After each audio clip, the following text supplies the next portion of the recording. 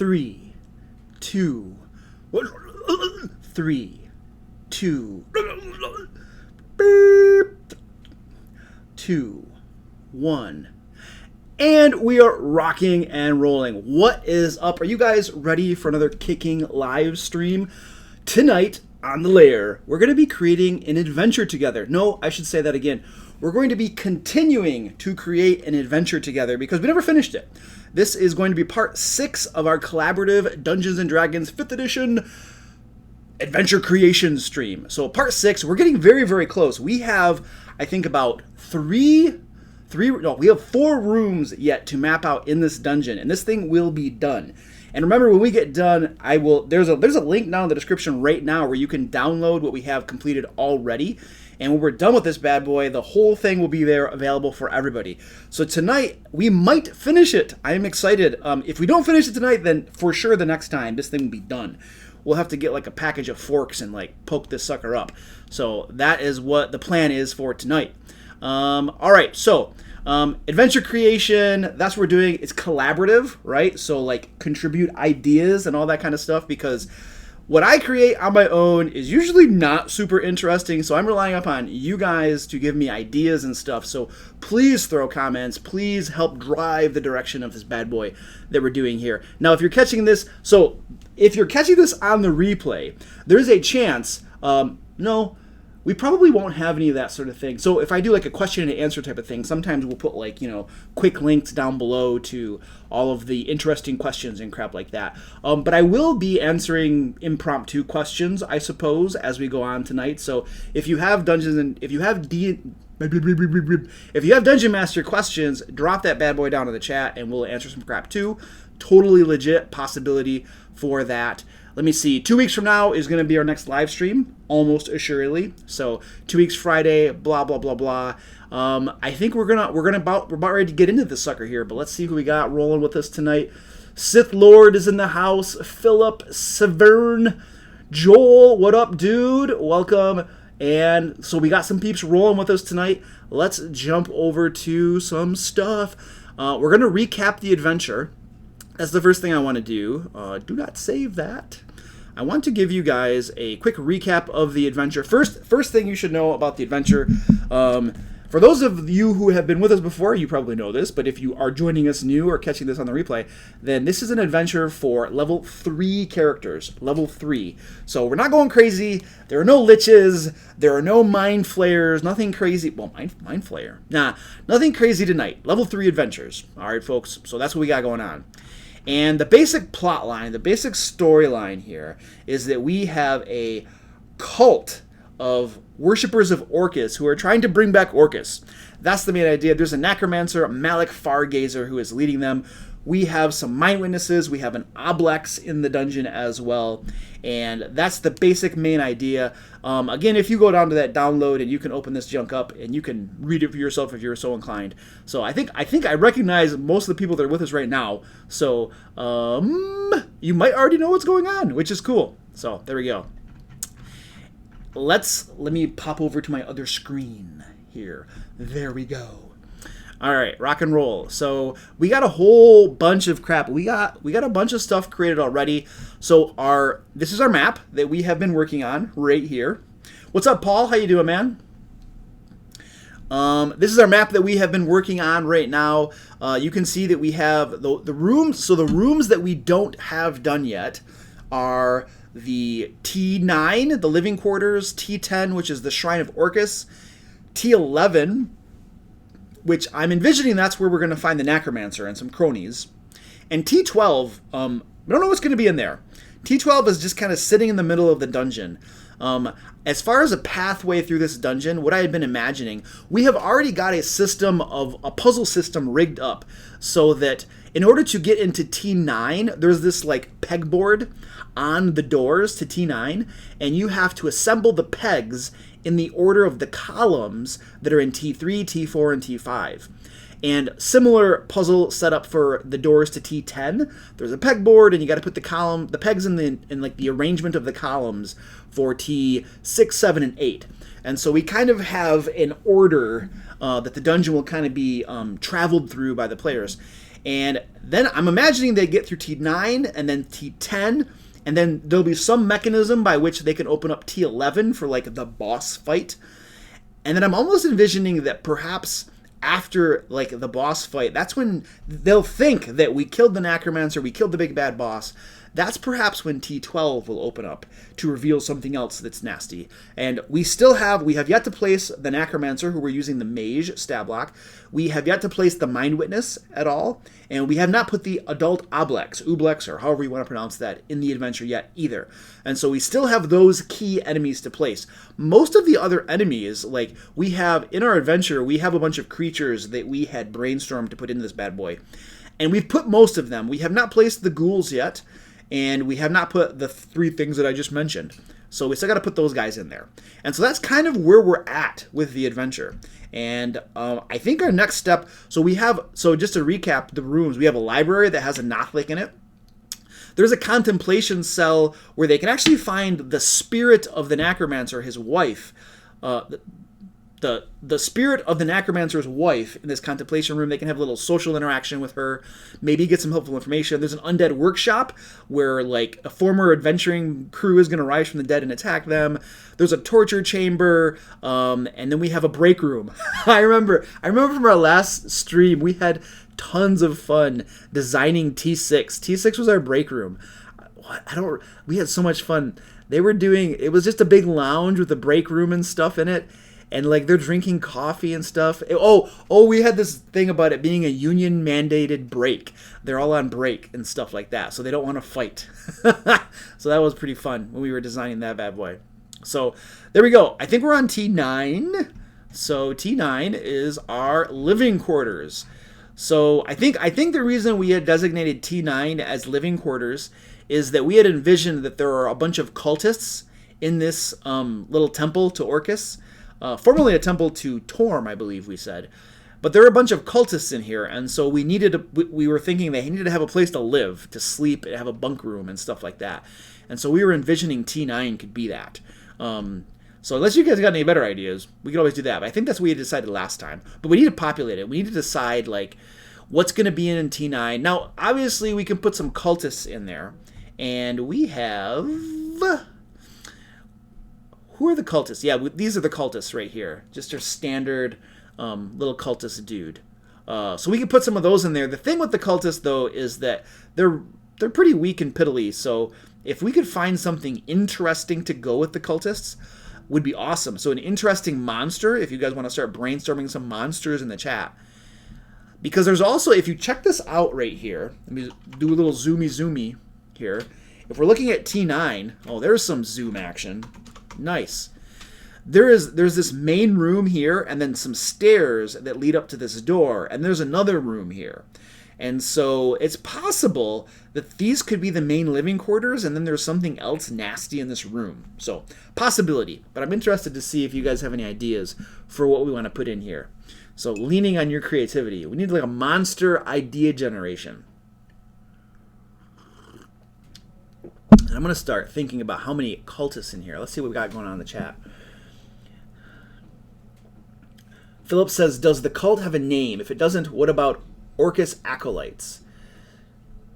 Dude, you typed the same thing twice. I don't think we've named it yet. I do not think we have given this thing a name. No, we haven't named the cult. Anybody got any other ideas for a cult name? Let's do a little cult naming as well.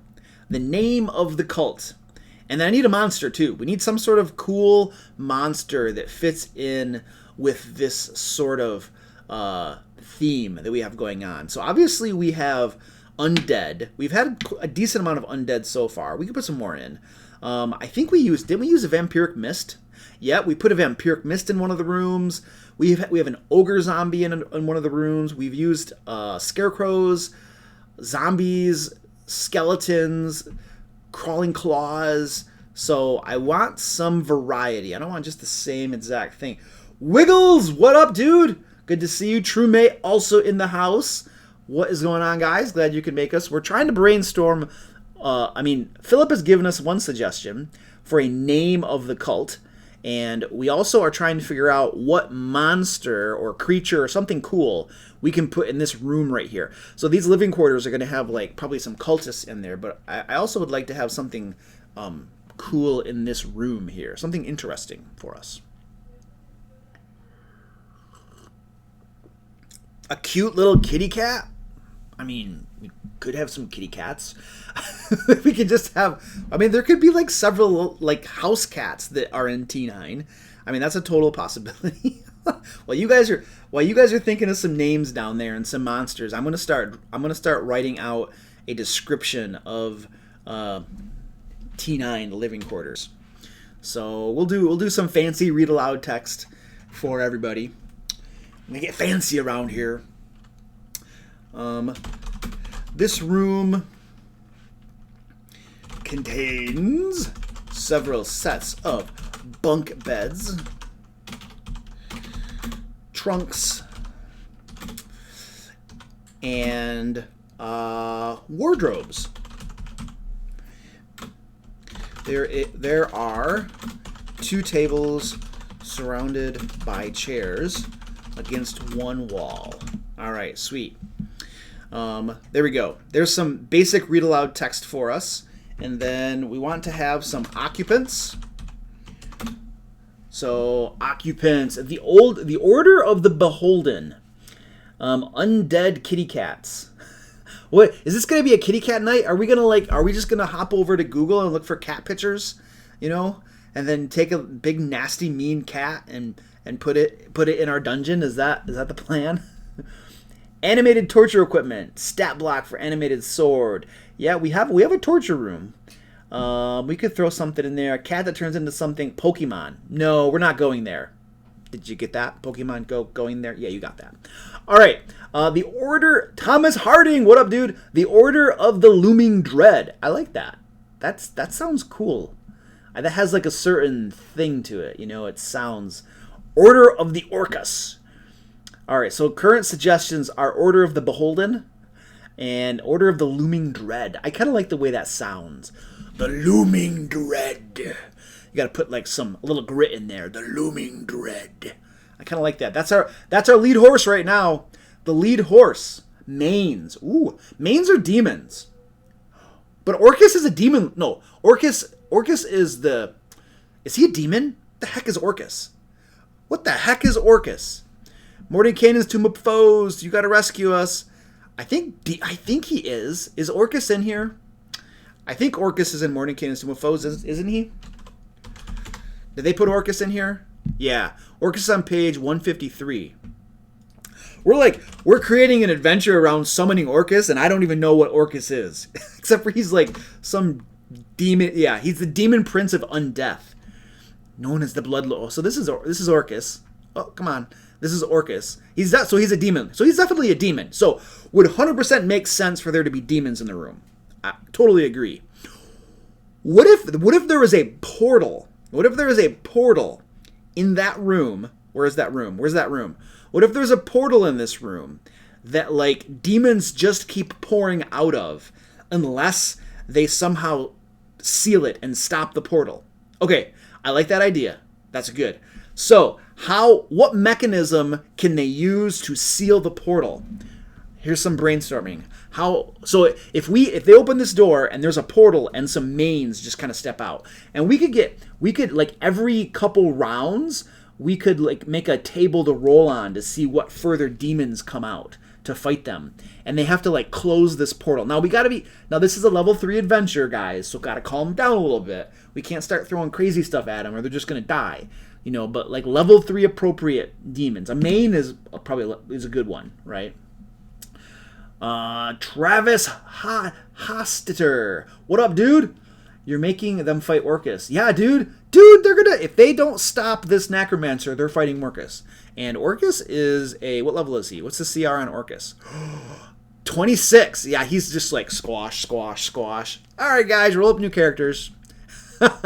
No, the necromancer's goal is to summon Orcus. I don't envision that he'll actually get Orcus in summoned to be able to fight them. So I don't think that's actually going to happen. But that's his goal. That's why they got to stop him. A demon Hellcat. You got a stat block for that?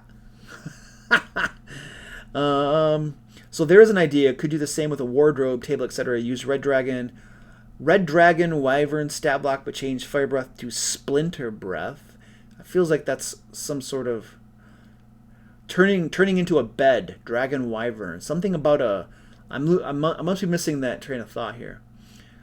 Ooh, Cult of the Cheesy. I'm running a one-shot right on Monday night, and the big bad is a wizard that has a wand of true polymorph, and he's going to run away into his bedroom and cast true polymorph on his bed. Ooh, that's interesting. I think I found the beginning of that conversation about the bed and the wyvern and stuff. What CR are we looking for? That's a good question. What CR are we looking for? Let's narrow that down a little bit. Where's my thingy? What am I looking for?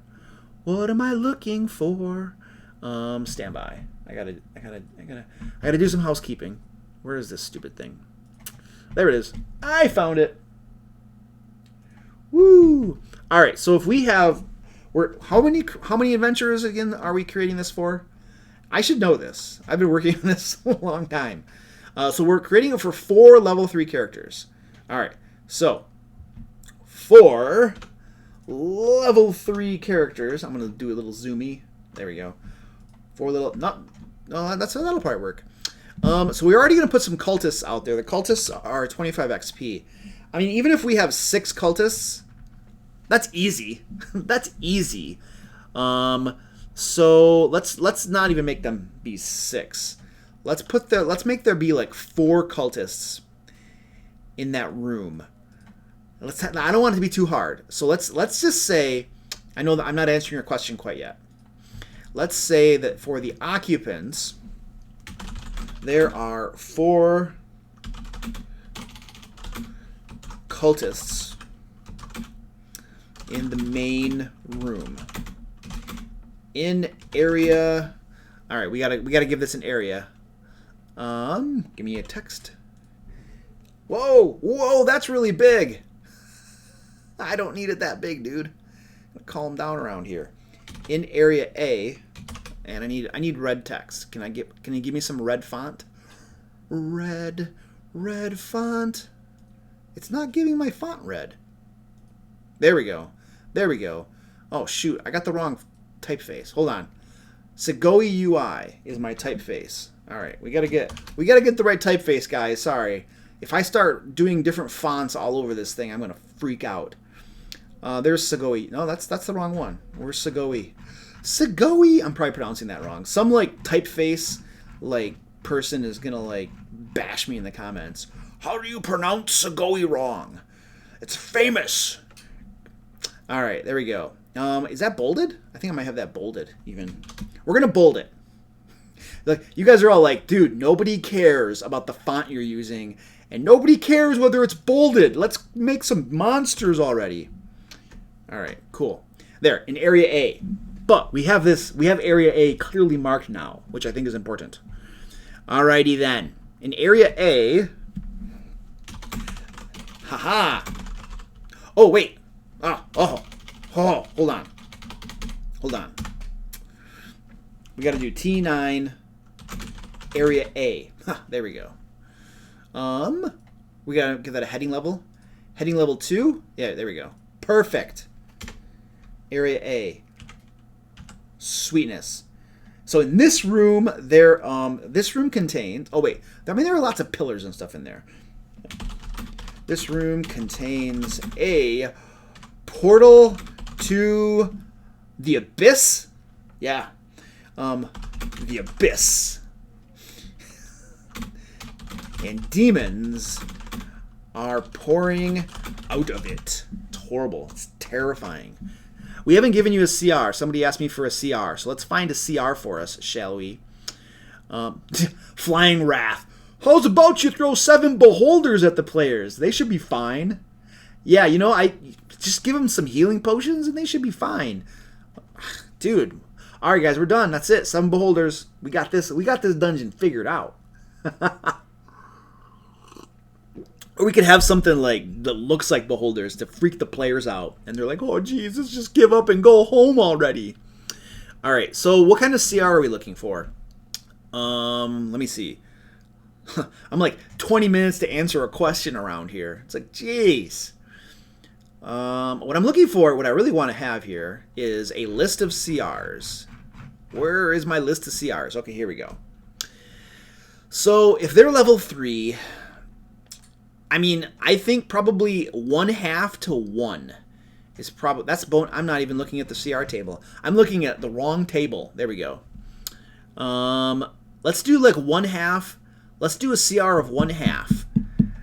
And that's 100 XP. Let's just see what that looks like. I want to see what that looks like. If we throw 4 creatures, that's a medium encounter.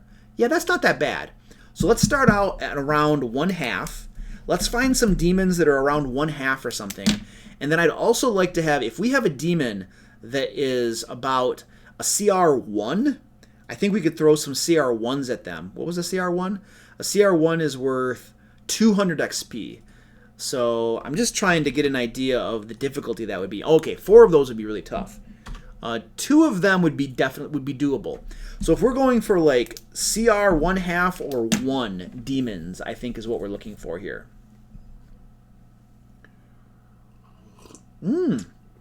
Flying vampire rats. That sounds cool. Okay, we were naming the cult, and we never finished that. I got like distracted.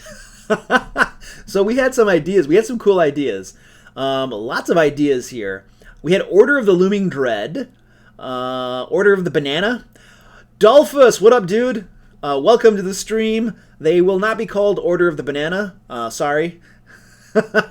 The Watching Eyes, Demon Lord. What do we got? Undead Acolytes. Ba, ba, ba, ba, ba, ba. I'm looking for the Deathless Order. The Pegs, a puzzle, cult named Bane. The Demogorgon. I mean, a Demogorgon. Ooh. No Demogorgons. Bloodbane. The Maw Demon. Ooh, Maw Demon's cool. Maw Demon. All right, I'm gonna write that down. Because I'll forget that. I will forget that, dude. That's Volo's, page 137. It's a CR1. Cool. I've used that before. That's really cool. For monsters that come out of the portal, mains. Yep. I think we're gonna do mains. I'm making notes here because I'm gonna forget this crap. And I still haven't picked a name yet. So Brethren. So Justin Witters, what up, dude? Welcome to the stream. And he says, Brethren of the Bloodlord or Children of the Bloodlord. I like that. I still like Order of the Looming Dread for some reason. Something about that is catchy. I want to pick that. Okay, we're gonna the blue Joshua Solt's in the house. What up, dude? Welcome to the stream, man. He's got a couple suggestions. The Sugar Cult. I don't remember that band. The Sugar Cult. Blue Oyster Cult. All right, you're gonna have to explain that one, dude. They can fight lots of quasits. What the heck is a quasit? A gazer. A gazer could be cool. Ooh, those little dumb gazers. Yeah, man. They walk into the dungeon. There's a bunch of like little gazers and stuff. That'd be cool. Both bands. Oh, they're both bands. Oh, okay. Cool. I know some bands. I know like Taylor Swift and Britney Spears. I just lost a bunch of people from the stream. They're like, that stuff sucks. I'm out of here. I listen to a variety of stuff. I like recently I've been getting into like it's not country music, but it's like, I don't know if it's like bluegrass or something. I don't know what it is, but it's got like this really cool like twangy rhythm, but it's not country music. I don't like country music, but it's definitely something related to that. I don't even know what it's called, but I'm beginning to that. I like pop music. I like rock. I like rock and roll. I like heavy metal. I like a whole bunch of different junk. The thing is I don't know the names of a lot of bands. I just throw Pandora on or something, or like YouTube music, and it just plays crap that I like. But I never pay attention to like names and stuff like that. You were not late to the party, man. You were perfectly on time to the party, dude. So we got some ideas here, and no, they don't worship a beholder. They worship Orcus. Orcus is their like deity, and they're trying to summon him. So that song sucks. I'm out of here. I thought we were talking about Dungeons and Dragons tonight, and now he's talking about music. Man, this guy sucks. All right. Order of the Looming Dread. That is our name, ladies and gentlemen. Let's go up here and go to the NPCs. Cult of Orcus. There we go. Order of the Looming Dread. We had just called them Cult of Orcus. That was how imaginative that we got last time. We're like, yeah, we're just gonna have this cult, and we're gonna call them Cult of Orcus. That sounds pretty good. So we're just gonna turn that into our descriptive text now. This, and it's bolding it. Don't bold it. This is a Cult of Orcus. Yay! And we're using this trait from Mordecai and Stone Foes as well. And it is duly noted in our notes. Alright, so we named our thing, and now we're talking about demons that are going to come out of this portal. So, you know what I want to make? I want to make a random table that we roll on to determine what demons come out of the portal, and how many as well. I want this to be random, which isn't, I think it's just fun. Because it introduces, even for the Dungeon Master, introduces this amount of uncertainty. Like, you're not sure what's going to happen, how many are going to come through, if it's going to be, like, totally crazy, or if it's going to be something, like, easy, you know what I mean? So we're going to do a table for what comes through the portal. So we will say, we're going to make a mechanism, we're going to make some mechanics here, so that we will say that when the door to this room is opened, roll on the table below to determine how many demons exit the portal and attack. I feel like that needs to have an exclamation point there. An attack. Thereafter, okay, on subsequent rounds of combat, roll a d6. And then we will say, on a result of, what should it be? So this is what I'm getting at. So every single round of combat, so at the beginning, so on subsequent rounds of combat, roll a d6. We should say this. At the beginning of every round of combat, uh-oh. Oh man, my phone's going off.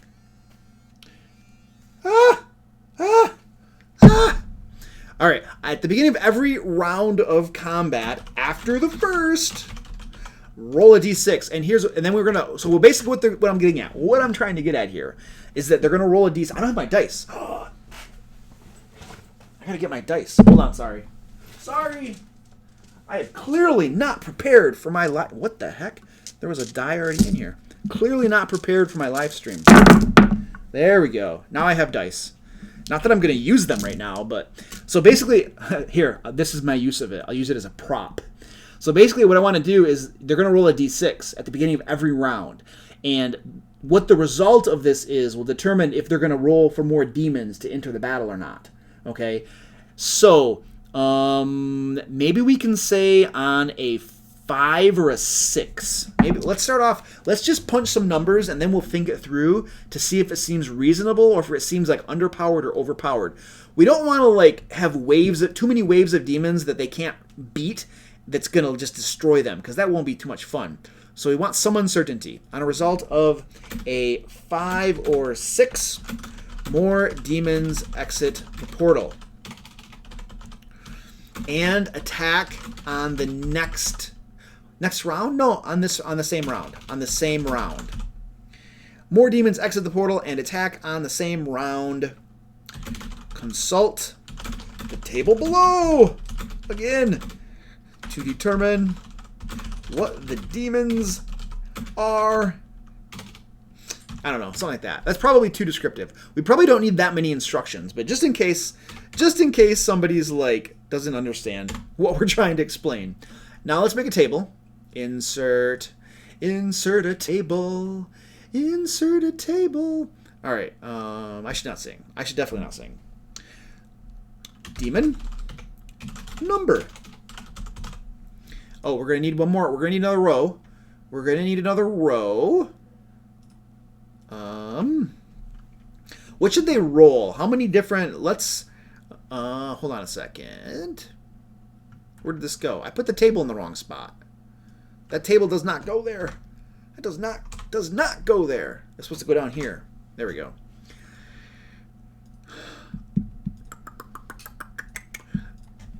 I think maybe they can roll a d6. They roll a d6 to determine the number of demons and stuff. It's capitalizing my D. Don't capitalize the D. So how many different... So mains. So what's a reasonable amount of mains? What level is a main? We said a main... Actually, you know what? We should look that up. We should look that up in the monster manual. Is that in the demon section? Demons. Yep. Demons. Mains. All right. So here's our main. And a main is on page 60. And it's 1/8 and 25. And I always note these at the very beginning of here. So, because I want to have these. Main monster manual 60. It's a CR 1/8, and it is worth 25 XP. All right, so that will be that. And how many mains are reasonable for them to encounter? So if they encounter 4 of them, that is a trivial encounter. So that's really easy for them. If they encounter 6 of them, that's easy.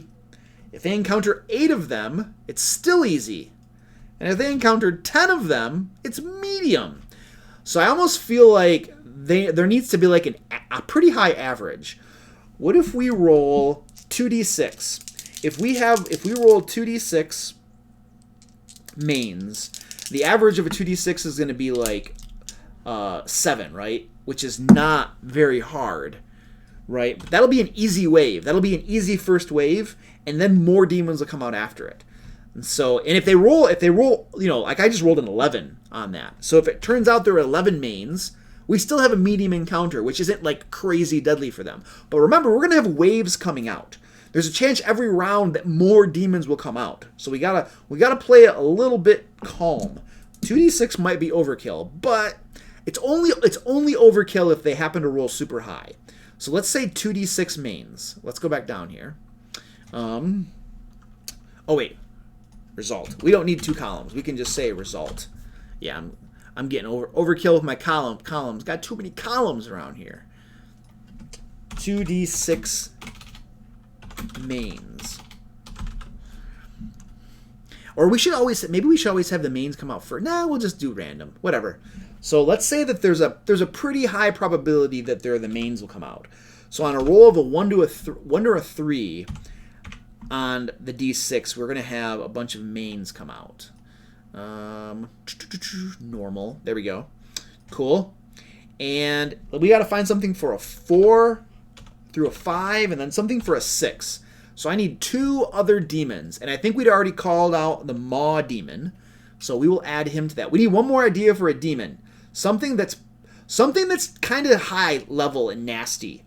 Something that's a little high level or nasty, maybe, to kind of spice things up a little bit. So give me some ideas. I mean, I'm sure you guys are probably already giving tons of ideas, and I haven't been paying attention. But I'll get there in a second.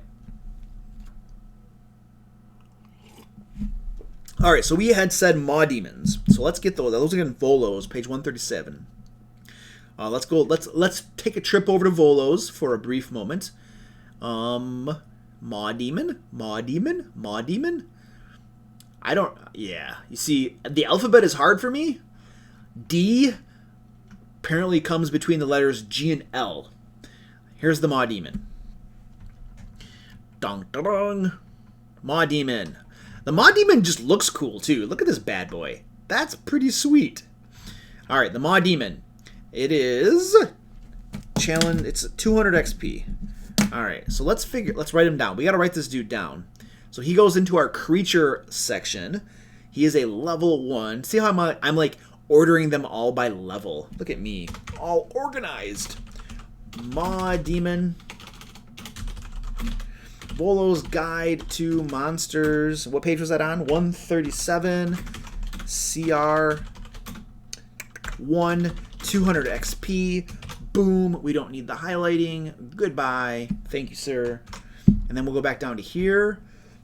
Pop over to this bad boy. And Maw Demons. Now, if we have 2 Maw Demons, that's a medium. That's a medium by itself, guys. If we get 4 of them, we have a deadly. We have a deadly. And they've already gotten potentially a bunch of mains that they fought. So we gotta play it calm here. A CR1's probably about as high as we can go. 1 of them is trivial. 2 of them is a medium. I almost want to say that we do what if we do like a 1d3?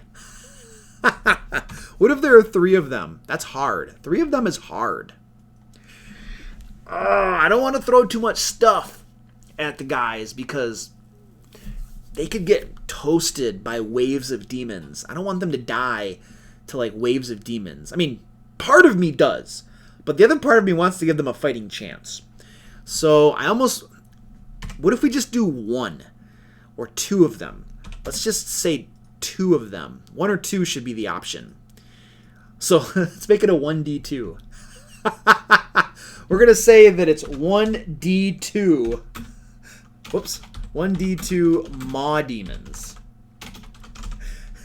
So obviously you can roll whatever. You can roll a d6 and divide by 2 or whatever and divide by 2. It's not brain surgery.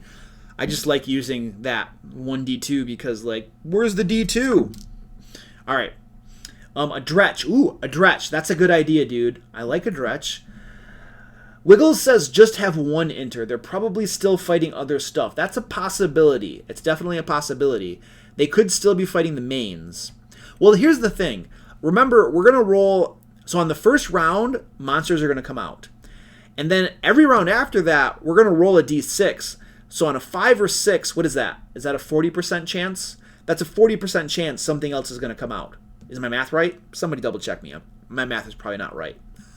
No, that's not right. That's definitely not right. Anyway, there is a lower than 0.5% chance that something else will come out. But there's a higher probability they're going to be able to fight something for 2 rounds. An encounter that's like easy or medium will probably only last like 2 rounds. You know what I mean? So I don't think there's a probability that they're going to get double whammied, but more than likely they're going to have already cleaned some stuff up. You know what I'm saying? But we do want to be careful. We definitely want to have care, right? Shadow Demon. I like Sith Lord Bishop. I like the idea of a Shadow Demon. My only concern is that a Shadow Demon's a CR4, right? And a CR4, where's the Shadow Demon? How many XP is that? That's 1,100 XP. So check this out, dude. If I throw in a Shadow Demon, that is a hard encounter.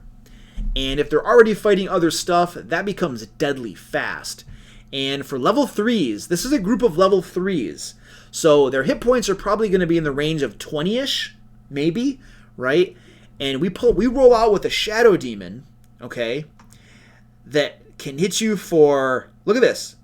You guys, the Shadow Demon does, if he hits you, he does 27 points of damage, right? And he's resistant to pretty much everything that a level 3 party is going to have at its disposal. So that's no joke. A Shadow Demon would probably be a TPK, especially if combined with other things at level 3. So I'm not good at deploy a Shadow Demon. I like the idea, but that would be deadly. That would be a killer, man. Anyway, so what else we got? A Balazaru, Morning Cannons to my foes. What is that? Where is that bad boy? Morning Cannons. I was on my PDF thing. Where's the bells? A Babu. I got a Babaw. That's not it. What page is that on, dude? The dude, Sith Lord Bishop. You said Bolazao. I don't even know how to pronounce that. What page is that on? It's a CR3 for Morning Cannons to... Oh, Morning Cannons to my foes. I'm in the wrong one. I still need to know what page that's on, because Morning Cannons to my foes... Where's that? Monster Stat Box. There we go. 131. All right, there we go. I found it. It's not even on there. Oh, there we go. That's a CR3. Oh, that's interesting. It is a demon. We could put one of those in there. One of those wouldn't be that bad, would it? Wow. Barbed tail. That's still pretty nasty. That's pretty nasty. What do we got? Spine Devil, Bearded Devil, Spine Devil. Spine Devil. I kind of like that. 33% chance. Thanks, guys. Thanks for doing the math, because I can't do the math. Flip a coin. You know, he does look cool. He does look cool, and he is like, we could do that. I think we just use one of them, though. We probably would just have one of them, because if we deploy one of them, especially if they're already fighting other stuff, that's still a medium encounter, and they're fighting other stuff. So we could do one of them. I think that makes sense. All right, so let's find that guy's stats. So he's a level 3, 700. I gotta know how to spell this. Bull is Zaw. And he's on, what page is he on? Page 131. All right, let's write him down. We'll use him. I like him. I like him too because he's from like Morning Cadence of Foes, which is like, so like it's a little different than just the standard monster manual stuff. You know what I'm saying? So we will use him. And once he's been used, we will throw him aside, never to be seen again. Punk demons. Gotta show him who's boss. 131, CR3, 700 XP. All right, cool. And down here, we're just gonna do one of them. There's no chance for more. One of them is plenty. Okay, guys, yeah, dude. So here's the thing, Wiggles. And I guess everybody who's listening, Morning Cadence of Foes is a really cool book. I definitely like it, and I'm gonna tell you a couple different reasons why I like it. Oh yeah, so it has a lot of cool information about devils and demons. It talks about the Blood War, which is really, really cool. Okay, there's a lot of information about elves, right? Backstory, blah blah blah blah, history, lore, all that crap. It talks about dwarves and dwerger, like the history of them, where they came from, the dwerger, where they came from, and crap. And I get that all of this information is probably available in previous Dungeons and Dragons stuff from like 3rd edition, and especially 2nd edition created lots of stuff. But anyway, it talks about the Gith and their endless war and crap. It's really cool. Halflings and gnomes, and then there's a bunch of monsters. Now here's the only thing about the monsters is I feel like many of these monsters, where is this guy? Many of these monsters are high-level monsters. So there are some low-level monsters in Morning Cadence of Foes, but all of the really cool monsters are higher level. Like 9th, look at this. 9th level and above is like a lot of the monsters. You got level 20, 26. So here's the thing. If you plan on maybe never running a campaign above like level 12 or something, then, you know, a lot of Morning Cadence of Foes could kind of be wasted, at least the monsters, you know what I'm saying? But if you're going to run a higher level campaign, like I was running, my Manus Invictus group was at level 20 for a while. You know, we did like level 17, we went to 20 and all this kind of stuff. So like there was some stuff in Morning Cadence that I could definitely use, you know what I'm saying? But yeah, it's got all the demon princes in there. It's got the devil, the archdevils and stuff. I mean, it's full of these high level baddies. So it's really cool. I mean, even if you're not going to use them, just reading it for inspiration is pretty cool. And there is a link down in the description to like my affiliate links on Amazon if you want to pick up Morning Cadence Tomb of Throws, because then I get like some kickbacks. So there you go. Oh, you know what I want to do too? I wanted to do something here. I forgot to do my little like sponsor spotlight bullcrap and whatnot. So I will throw out a little plug for DungeonFog. If you guys want to check this out, this is really cool. I did a review video not too long ago about this, and as you guys can see, like down on the screen, there's like a, you know, you can get 10% off and crap like that using my promo code. But I want to show you guys. I wanted to just give a little plug for this, guys, because it is legitimately really, really cool. I like this thing a lot. Like I have a bunch of maps in here. I gotta log in again. I have some maps in here. Like there's some really cool stuff in here. Like you can, I'm just loading it up. It's web based, so you know you don't have to like have files and crap. And this is an example of a map that you can make in DungeonFog. I didn't do this. I cloned this from community maps. And there's tons of community maps that you can do, but this is an example of like what you can create in it. So that's it. I just wanted to give a quick little plug for that. There's a link down in the description if you want to, you know, zip on over to DungeonFog and crap like that. So Anyway, that is my obligatory sponsor plug bullcrap that I have to do. So, and now back to our regularly scheduled program. What were we doing anyway? We were doing something. Oh, we were talking about morning cannons to foes, and we were talking about. Oh, Wiggles asked a question about getting it. Yeah, there we go. So we answered that question. Awesome. And I did that. So back to our adventure. Awesome. We need to. Okay, guys. Here's the thing. So we have this portal that's open. We need to figure out a way for the portal to be closed. How are the PCs going to close the portal? Because if they don't close the portal, things will keep on coming out of it. Now, the first time that the mains come out of it, or whatever comes out of it, they're going to be like, oh crap, open portal. They're going to be fighting a thing. The second time monsters come out, they're going to start, at that point, they're probably going to start thinking about how to close this portal. So we need to at least have a way for it to be closed. Now, you can always do the DM thing where you present the problem before the players, and you let them brainstorm and try to figure out things and try things on their own, so that they might come up with a solution to closing the portal that you didn't even think of, and it's a good idea and it seems like it would work, and so it works, you know what I'm saying? But we should always have a fallback. We should always have at least something that we had thought of ahead of time that would definitely close the portal. So there's always a right answer, but there's also inventive answers that your players might make up that you didn't consider that could work as well. But let's figure out one thing to close the portal. The portal requires a blood sacrifice. How would that work, man? Like what literally does that mean? Are they gonna go grab a human and slit his throat? Because the PCs aren't gonna do that. So what do you have in mind for that? Something. It's got to be something reasonable for them, right? To be able to close it. Otherwise, we don't make it too hard. If they have to literally go drag a human and sacrifice him and stuff, that's probably beyond the scope of what they're probably gonna do. I hope, man. Unless you got some messed up players. So, did the pegs have a final use yet? Could be this. The pegs. We did. The pegs open the doors. Oh, you know what? That is interesting. Oh, that's interesting. No, you know what we can do, dude? You know what we could do? That's a good idea. So in T9, the doors here, they have to put pegs on these doors to get into T9. But once they're in T9, they don't need those pegs on those doors anymore. So what if the portal had what if there was a pegboard or something to either side of the portal, and they had to solve some sort of puzzle to close the portal. You know what I mean? Arrange the pegs in a certain order. Something like that might work. Sacrifice something magical of significance. They could, and you'd have to leave some sort of clues, right, to make that happen.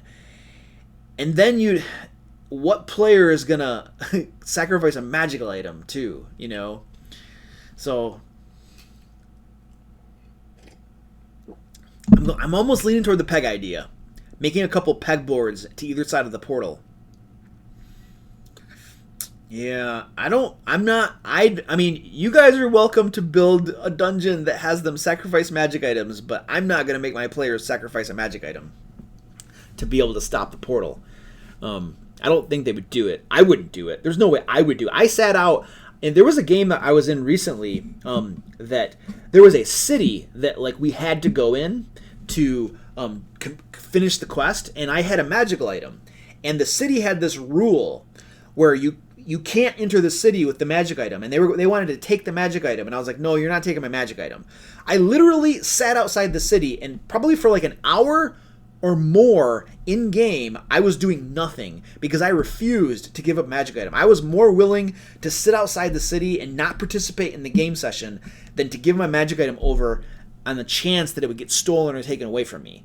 And so I was, you know what I'm saying? So I think players are very, very protective of their magic items, and I don't want to put them in a position to try to make them give it up or something like that. You know what I mean? So that's just me.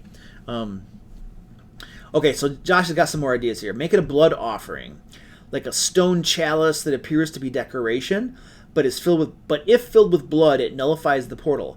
So do all the players offer some or just one? Oh, now there you go. Now that's that. There you go. I like that. So maybe they take exhaustion damage due to blood loss or weaker attacks. Temporary lower hit. I like that. I like that. Arthur says, I like the idea of having an easy and quick way, like sacrificing a magic item, and a more complex way that they will need to figure out. Yeah, we could do that. The blood, I like the idea of a blood offering. I'm liking that idea. So let's roll with that, because we need to move on. A way to close it. So, let's make a thing here called closing the portal. Oh, we have to describe this. We'll say next to the portal is an ornate table with a golden goblet on it. The goblet and table are both stained red with dried blood.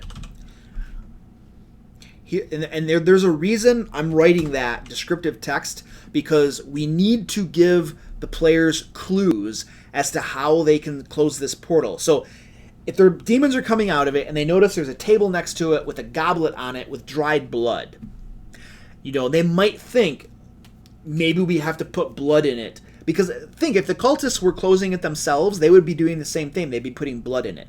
So there would be evidence left behind as to how to close the portal. You know what I'm saying? So we need to leave clues to them to how they're actually going to make this happen. A blood offering of a cute kitty? No, dude. That's just demonic, man. I mean, there's like evil dungeon mastering, but like sacrificing cute kitties, that's beyond. That's over the line. That's not happening. You're right, Josh. You're totally right. They could use rats and kill them, or they can use some of the cultists they killed and then use their blood. Stained red. Blood turns more of a dark magenta to almost black color when dried. Okay. All right. I will. So I'm assuming you've seen a lot more blood than I have. So I will trust your word on that. He's like, yeah, I got blood all over my house, man. There's blood everywhere. You gotta trust me on this. Lots of blood. Are both stained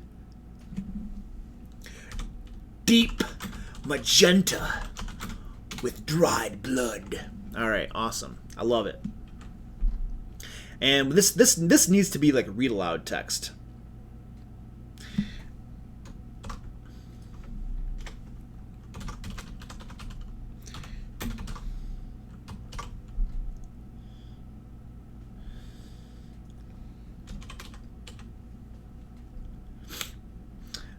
This is gonna be read aloud text. Sorry, read aloud text. All right. There is a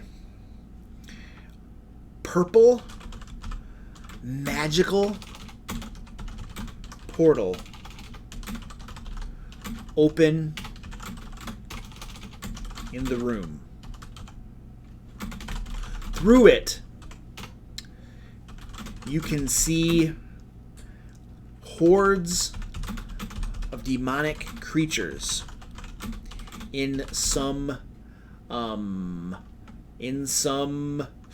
demonic plane, some like infernal plane. Infernal plane. It's not an infernal plane because it's the abyss, not the nine hells, but it communicates the idea. There we go. All right, now closing the portal. So what did we say? So Arthur says that in his experience, dried blood generally turns brown. Gravy. All right, we're going to have to roll on that. All right, Arthur and Josh, I need both of you to give me a D12 roll. Whichever one of your guys' rolls comes closer to mine, that's the color of the blood. All right, that's how we're deciding this. That's how I decide lots of things at my tables. We just roll dice for it and call it a day. Come on, guys. Give me some D12 rolls. D12 rolls! And while I'm waiting for your rolls... Was there any other ideas here? Where's your guys' rolls? I don't see your D12 rolls. Alright. Siri rolled a 6. Siri rolled a 6. Siri needs to learn how to load her dice better. Come on, Arthur, what do you got? Dum, dum, dum, dum, dum. San Diego Bass has got a 7. He's not even in the competition. They won't connect brown to blood. That Wiggles has got a point. He got a 4. All right, here we go. Here we go. Here we go. Boom. It's a 2. All right, it's dark brown. It is dark brown blood. All right, where we at? Where is that? Where is that? Stained dark brown. I mean, so Wiggles, in our descriptive text, we say stained dark brown with dried blood. So we're telling them it's blood. So that's not going to be too big of a problem. So what did we said? Closing the portal. So in order to close the portal, the goblet must be filled with blood from a living creature. Living creature? No, let's just say blood. Blood. Let's just make it blood. And then consider allowing other reasonable solutions your players may come up with to work as well. There we go. I want to have that clause in there because we don't want there to only be, well, there's nothing wrong with there only being one solution, but I like to have there be a solution and then keep an open mind to inventive, cool ideas that your players come up with. I think that's usually a good plan. All right. Cameron, what's going on? Good to see you, buddy. Welcome to the stream. What are we doing here? Are we done with this? Are we finished? You know what? You know what we didn't do? We have loot. We have a bunch of loot down here, guys. Remember in our last stream we created our loot list? So now we have a bunch of loot. Is there any loot that we should put in this room? Look at all these magic items, you guys. We rolled like crazy demons on the loot list for magic items. We should put some of these in that room. Oh man, my phone. Button wants to work. What are we gonna put in the room? Look at this crap we got. We got gold and crap like that. We have some bloodstones. We have a bracelet. Now some of these things could be on the cultists. Obviously, the 4 cultists that are out in the room. Can the PCs go through the portal, dude? If the PCs go through that portal and into the abyss, then you got a whole other adventure on your hands. I would. So if my players walked into this room and were considering going through that portal, probably I would just keep my poker face on and try not to give them any indication of whether that's a good idea or a bad idea, or whether it's possible or not. And I would let them talk about it, right? And more than likely, they would talk themselves out of it. Because they're like, dude, are you crazy? Going into the abyss? That's nuts. Or whatever that is, that's nuts. Look at all those demons in there. There's no way we're going through that portal. They'd more than likely talk themselves out of it. Now, if they actually went into there, well, then we got a bunch of demons that are going to be coming at them. And they would have to deal with that. And it would probably not be pretty. So that's how, if they wanted to go through, that's probably how I'd play that out.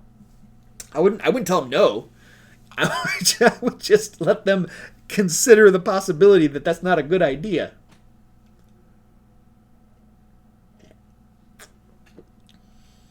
Oh, yeah, the one guy that pushes the demon through the portal and gets dragged in with it. Oh, that'd be fun. I mean, I would encourage that sort of stuff, just to make things more interesting and stuff, for sure. All right, let's make a loot. So I want to use this small gold bracelet. We're going to take this and living quarters, loot. One of the cultists is wearing a small gold bracelet, 25 gold pieces, and among them all, let me see, where was my loot list again? I'm gonna get some gold, some copper pieces. Let's say that there's like 200 copper pieces, 25 silver pieces.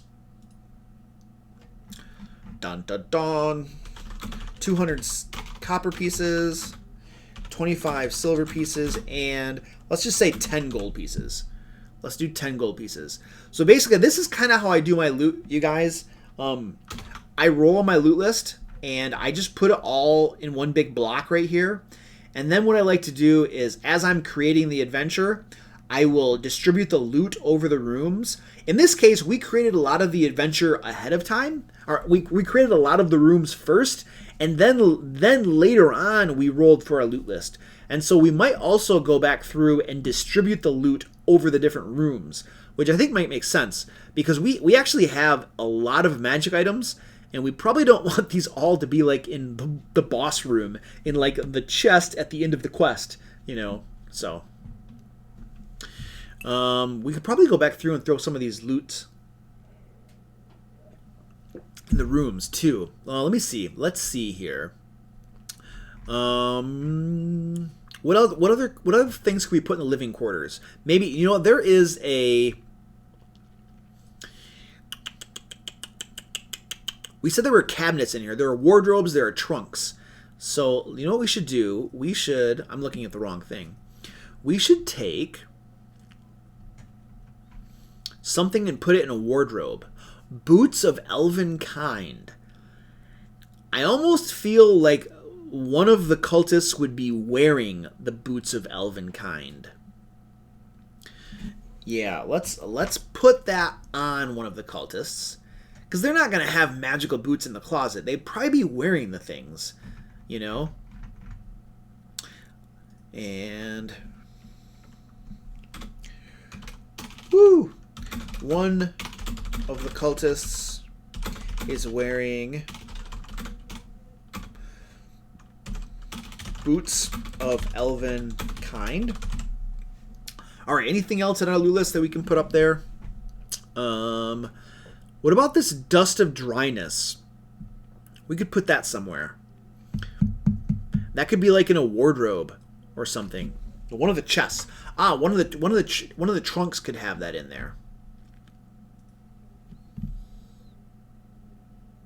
Ooh, that's a good idea, Josh. I like that. Hold on a second.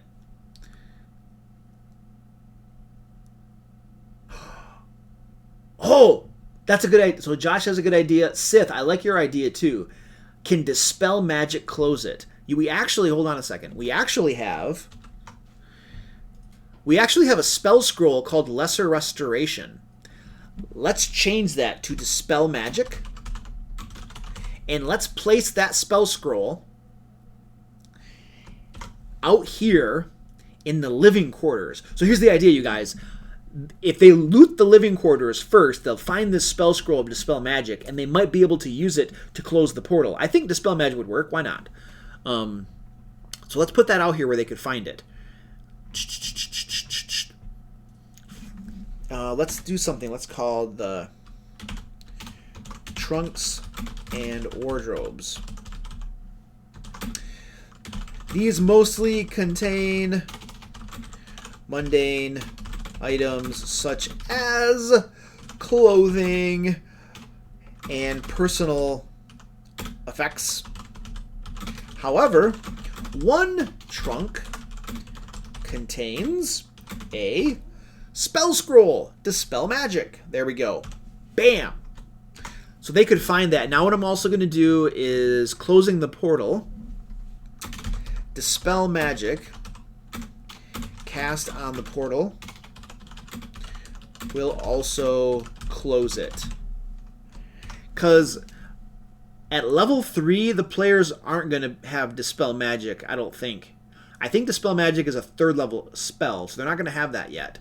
So if they find that spell scroll and identify it, they could possibly use it. And so that is there as well. It's a second way to close that portal. So I like that idea. All right, Wiggles, we'll see you next time, man. Yeah, I hope we might get close to getting it finished. So, oh, you know, Josh had an idea. A small compartment in the wall. Contraband that is frowned upon by the cult. I like that idea. Do we have anything in the loot list that could... A bag of tricks, a dust of dryness, potion of fire breath. I don't know. Maybe a carved bone statuette. Oh, a carved bone statuette of Torm, which is like a good deity.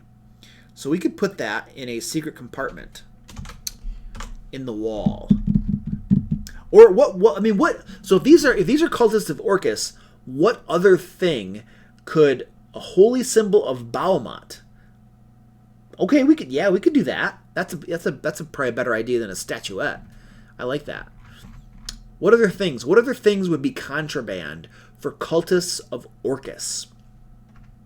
That's my question. So what is a secret compartment?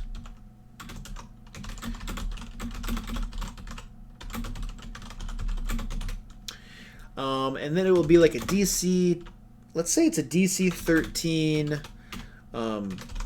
perception check to find that contains a book of other guy. It could be like a holy symbol of Bahamut.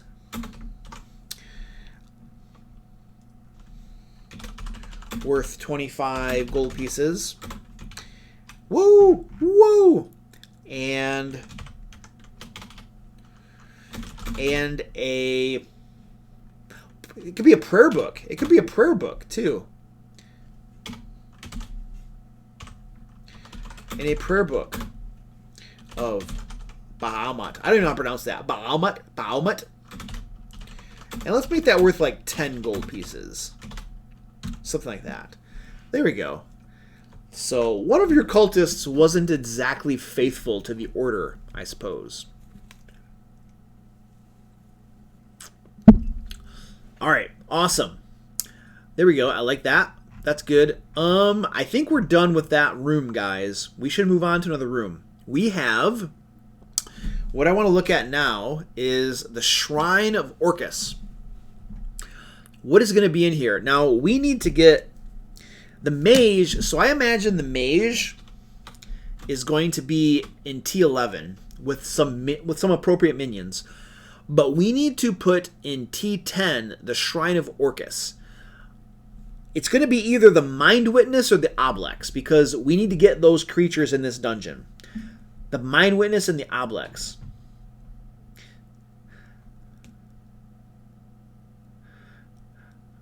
Bahamut. How do you pronounce it, man?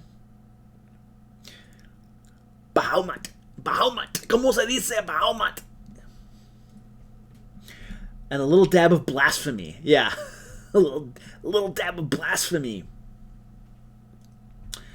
Philip says, you don't know my players. I just had a PC drain Commoner's life so he didn't have to use his free healing potion.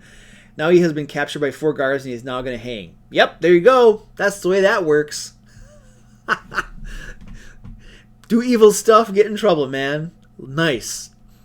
I think we're gonna put the Mind Witness Bahamut instead of Bahamut.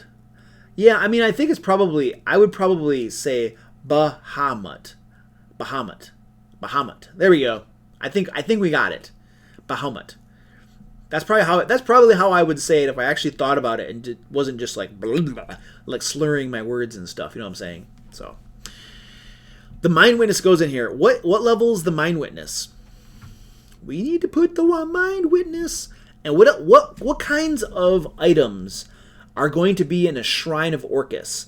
Like, what kind of effects would we find in here? Like an altar? What would be on the altar? What kind of decorations are on the walls? So this is a cult of Orcus. The Shrine to Orcus would be pretty decked out in honor of their deity or whatever. So brainstorm for me, guys. What would we find in this room? And I gotta go back. Oh, the Mind Witness. I was looking for the Mind Witness. The Mind Witness is a CR5. Whoa! So that's That's pretty powerful. Yeah, that's deadly. That's deadly all by itself. So we're not going to put anything else but the Mind Witness. The only thing is that we should look this up. We should look that up because that's pretty powerful. That's going to be in the Mind Witness. Is that in Morning King? Where is the Mind Witness? Is that in the Monster Manual? It's probably in the Beholder section. Beholders? It's not in there. Volos? Is it in Volos? Probably is in Volos. There it is. It's in Volos. All right, cool. I just want to get a gander at it. It is a pretty high CR. It does a decent amount of damage with its bite and its tentacles. Oh, wow. That could be really nasty. Now, oh, whoa. Yeah. Stunning, slowing, telekinetic. It's pretty nasty. Yeah. Sith Lord Bishop says, where did you buy the PDF formatted books? I'll tell you what, man. If Wizards of the Coast were to ever actually sell PDFs, I would definitely buy them, but they don't. And so I got them from other means. We'll just say that. That's all I can say on the live stream. Hit me up on the Discord, and I can probably hook you up with something. Which brings us to another plug. If you guys haven't joined me on the Discord, there's a link down in the description. Come join us on Discord. There we go. Bam. What are we doing? Mind Witness. Yeah, so I think a Mind Witness is going to be deadly and pretty tough, but there's going to be action economy on the part of the players, and so I think they'll do okay. Armor Class 15, it's going to go down in probably about 1 or 2 rounds, more than likely, because they're going to surround and pound and destroy this thing. So it's possible that one of the players will get dropped to 0, and then they'll have to heal him, right? I don't think that's a big deal. So they can take a Mind Witness. I think they can do it. I'm rooting for the players. Yeah, I don't have D&D Beyond. I just have this stuff. All right, so we were looking for a description of stuff that was going to be in the room. That's what we were doing. Shrine of Orcus, and in the room. So there's got to be like an altar, right? So this is like, what do you call these elevated platforms? A dais? It's like an elevated platform or something like this. So we will say, my throat's starting to get a little like raspy and stuff from talking. I should probably have a drink of water. Probably drinking water would help with that.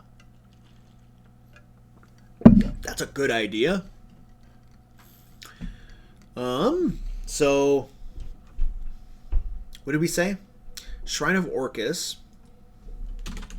Along the south wall of this room is an elevated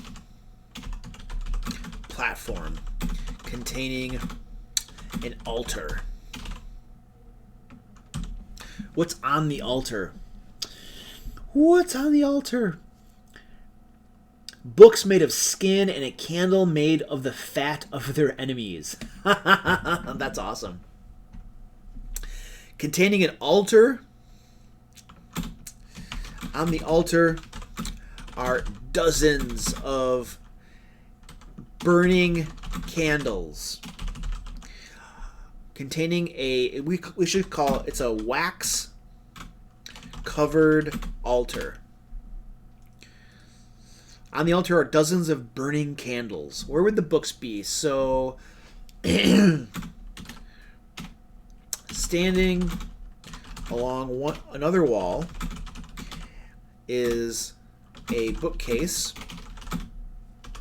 full of several volumes. There we go. And then we're going to say candles. The candles on the altar are made of the fat of the cultists. Enemies. That's great. What did you say about the books, dude? Oh, skin. Yeah. Let's see. Bookcase. What are the books about? So the books are made out of like human skin. We'll say the books are made out of human skin, but what are the books about? What could the books be about? The books are made of human skin and range and cover topics ranging from religion to the arcane. I don't know. That's all I got right now. And we could say there are 2D. We want to say like 2D12. There are a score of books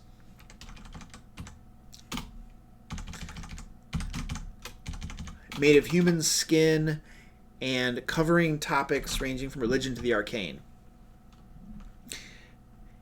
In total, they are worth about how many gold pieces would that's a lot. That could be what should that be worth? That should be worth something. We don't have a lot of gold pieces left to deal out in here. We could kill these two things. We could say about 100 gold pieces. Yeah, let's say about 100 gold pieces. 100 gold pieces. All right, what else we got? So Josh had an idea. One candle is burning with a green flame. No matter what the party tries, they cannot extinguish this enchanted flame. Each time they try, they summon an enemy based on their attempt to extinguish it. If the party blows it out, it relights and an air elemental is summoned. Use water elemental, etc. That's an idea. We need to use our mind witness though. The only thing we got to put our mind witness in here. But if they try to blow it out, then yeah. Water elementals are a CR5, I think, which is really powerful. Summoning ritual. It's a good idea. I'm not sure that we can use that for this room because we're already putting our mind witness in here. What else could we do though? I like the idea of something happening when they try to blow out that flame. What could it be? Something cool, but that's not as dire as like more enemies coming out. Because I don't want if we're having a mind witness in there already, I don't want more enemies coming out in that room. But something equally interesting. And I'm gonna grab more coffee real quick. I'll be right back. My coffee machine is right over here.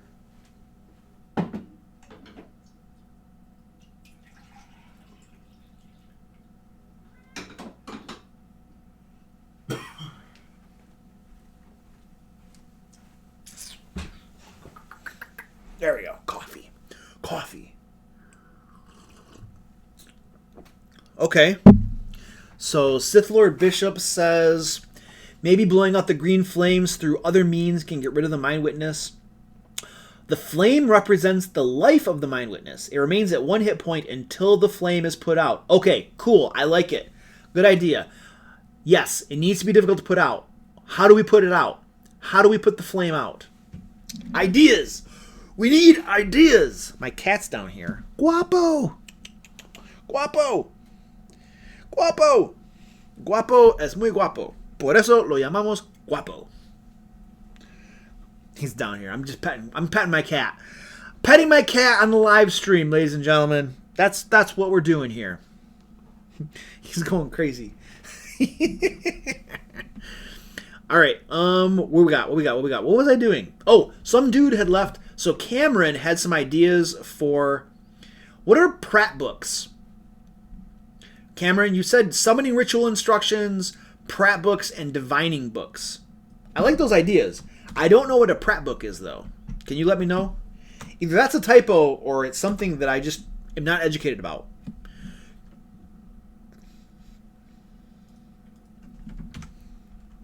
Including summoning ritual instructions, Pratt books, and divining books. Cool. Cool. Whoa, whoa, whoa, whoa. Pushing the wrong keys around here.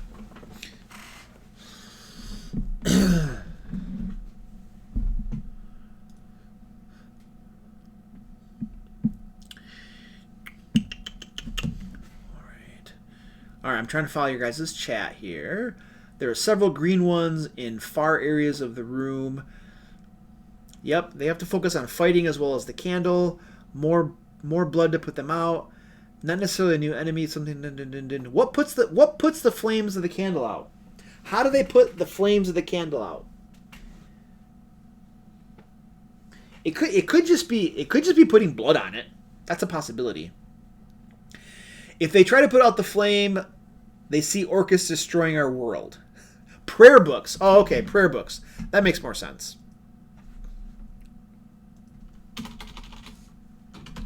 I thought you were dropping some like advanced terminology. I'm like, a prep book? I've never heard of that before. What, you know what I mean? I'm like, this dude's educated. But it's just a typo.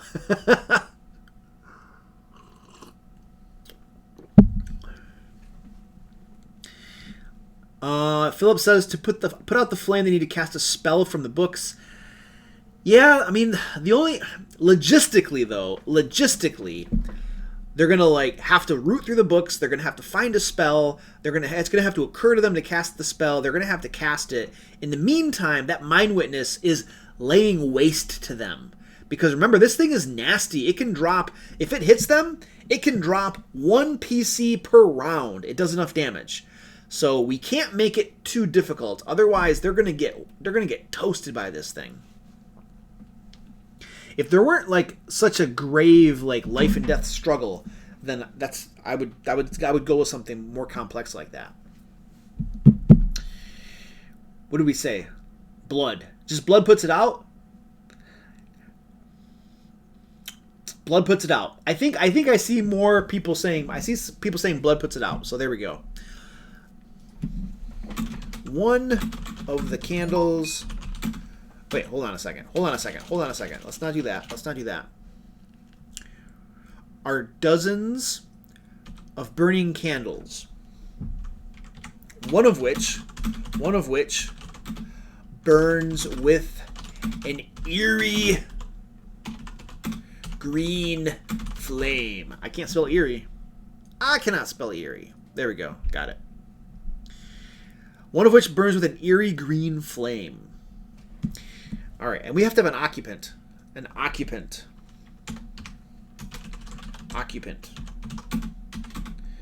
A mind witness.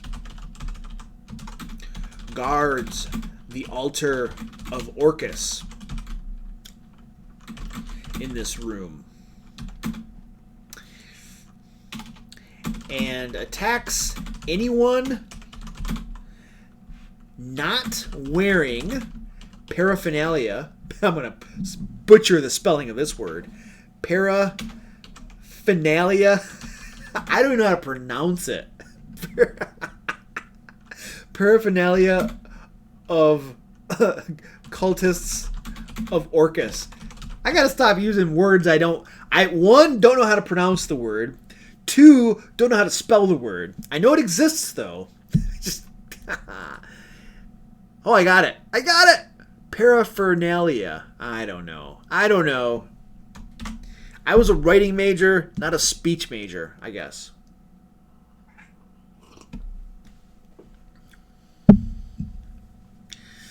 All right. Dun. We need to make. So we're gonna make some combat notes or encounter notes.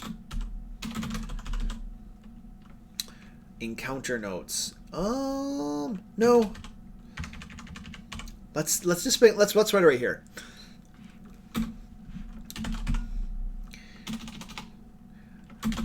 The mind witness. Oh, let's do this. Let's say once the mind witness drops to 1 hit point.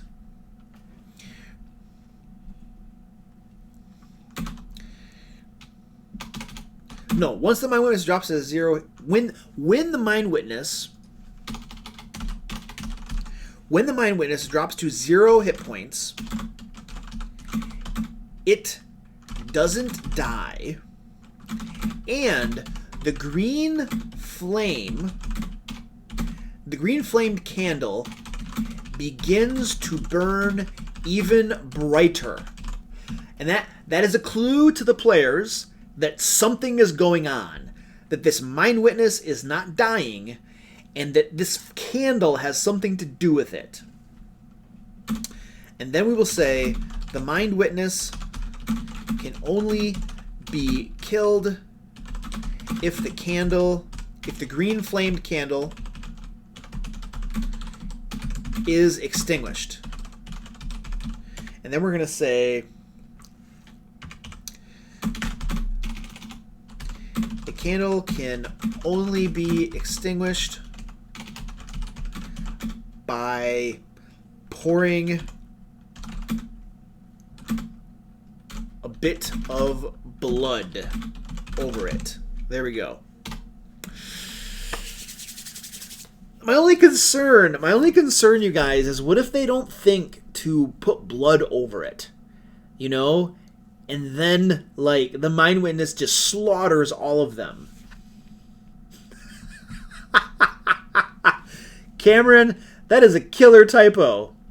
I'm gonna let everybody see your comment. It got filtered. Cameron's trying to say the candle flickers with every blow they inflict on the Mind Witness, but you have a little bit of a typo. Like, YouTube filtered that. I had to allow it to go through. What does it say? What if the Mind Witness isn't at 0 and they put out the candle first? Well, then it dies when it gets down to 0. It explodes. Splat. Yeah, it just dies. It just dies. Yeah, totally. Yeah, man, Cameron, you gotta keep the language clean around here, all right, buddy? Dropping all these F-bombs in the chat, man. It's messed up. What do we got going on here? So the Mind Witness, we have this. So,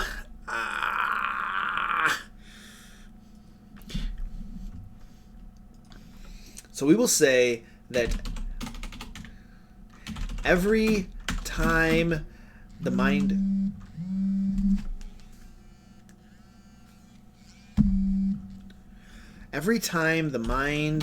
Witness is dealt damage, the green flamed candle flares brighter. We definitely, yeah, let's just make these some bullet points. There we go. And then it doesn't die. And then we say, then we have that. Okay.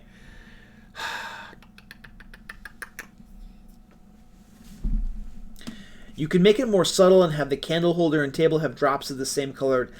Yeah, the only thing is, dude, like, they're fighting a CR5 Mind Witness that's going to be dropping a PC every round. If we don't make this obvious to them, like, they're going to die. So, I almost want to make it easy. I'm going to make a note here. Note. If the PCs are doing very badly in the fight, the candle can be extinguished by normal means. You guys, I'm going to throw them a bone. If they're doing really poorly against this thing and they're getting wiped out and they can't extinguish that candle, then I don't want them to TPK because we had, like, bad quest design. You know what I'm saying? We make it too impossible for them and they just die. You know what I mean? I would feel bad. Just a little bit, you know? So we're going to throw that bone in there for the Dungeon Master, just in case. All right. So we have the Mind Witness. We have a mechanism for the fight. We have some stuff in the room to make that room a little more interesting. What about loot? What kind of loot can we throw in this room? We have a bunch of magic items. We need to throw some magic items in here. What if on the... What can we put over there? A dust of dryness? Yeah, maybe on that bookcase. Let's put those on the bookcase. So...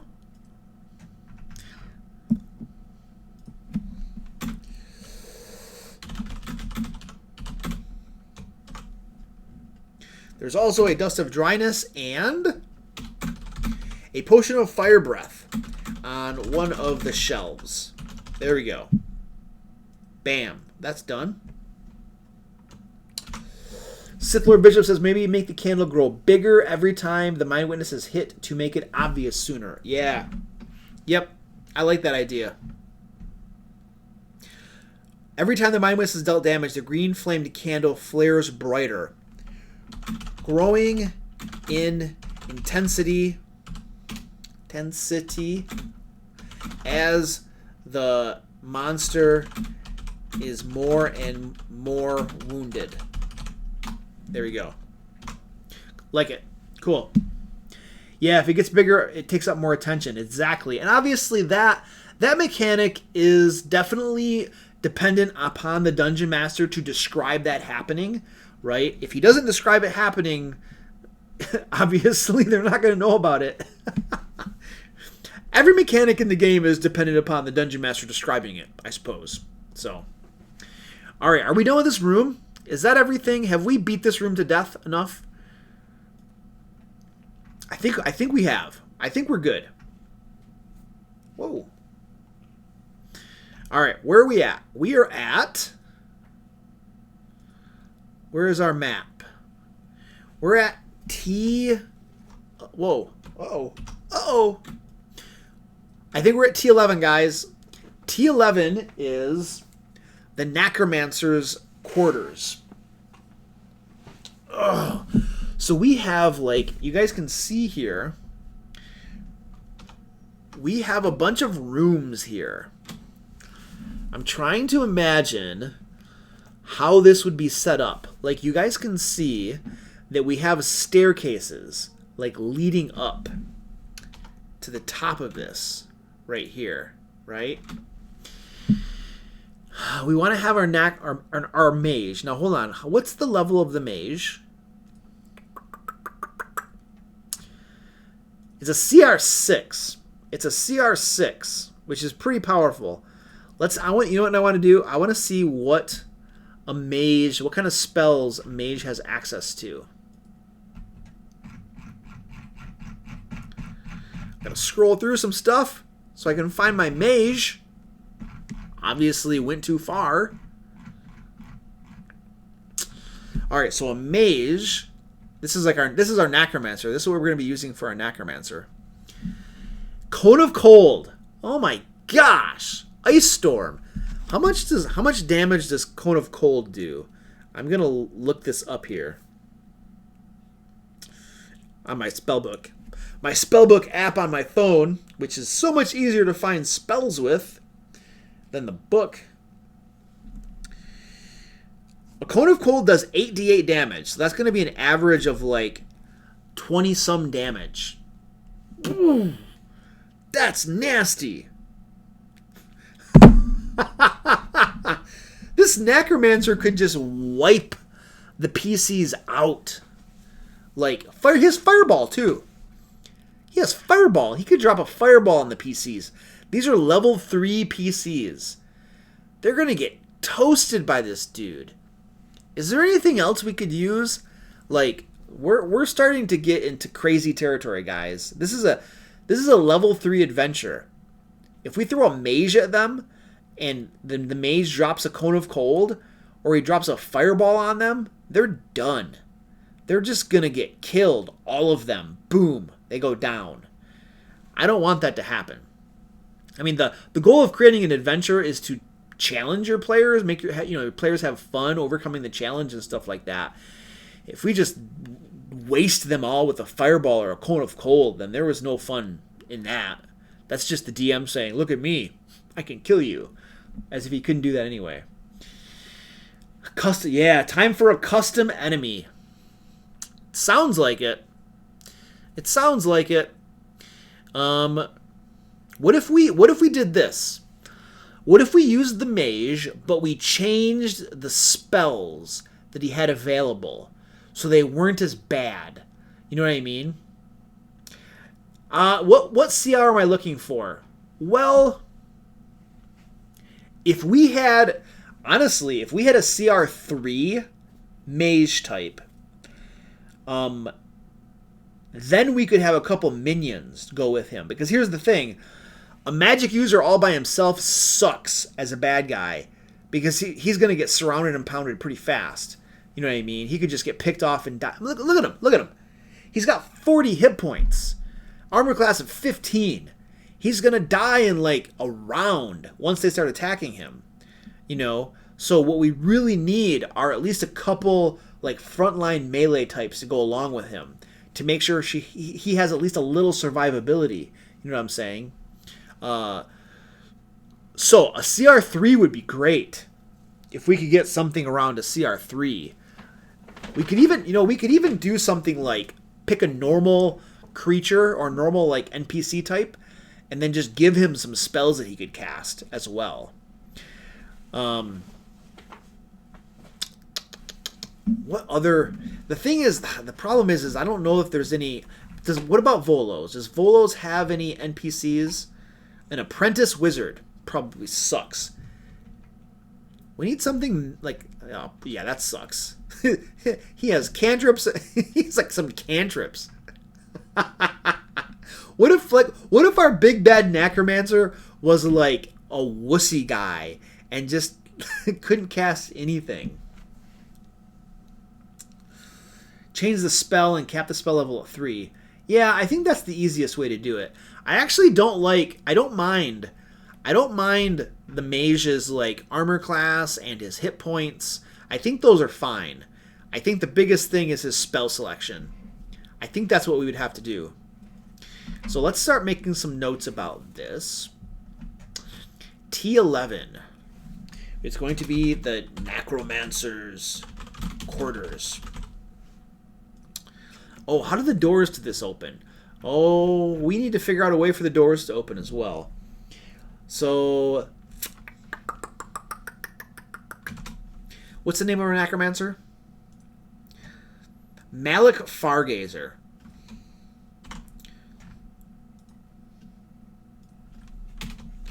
Malik Fargazer.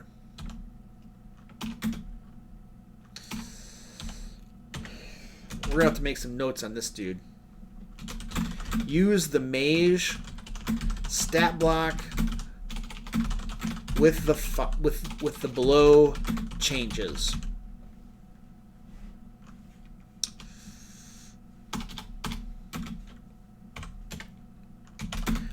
All right. So, we're going to say that he does not have access. He does not have 4th or 5th level spells. I think those are just too high.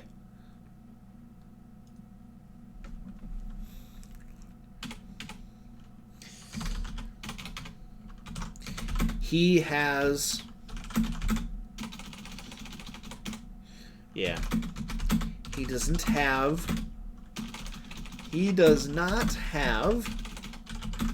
4th or 5th level spell slots. And we got to swap out Fireball. We can't have Fireball. Fireball is way too powerful. Okay, what kind of control spells would they be? Yeah, we want 2 melee protectors. Agreed. 2 melee protectors for sure. Warlock of the Archfey. Volos. Let's take a look at that. It's definitely easier if we can find something out of the gate without having to change something. Warlock of the Archfey is a level 4. That's not too bad. What can you do? Disguise Self, Mage Armor, Conjure Fey.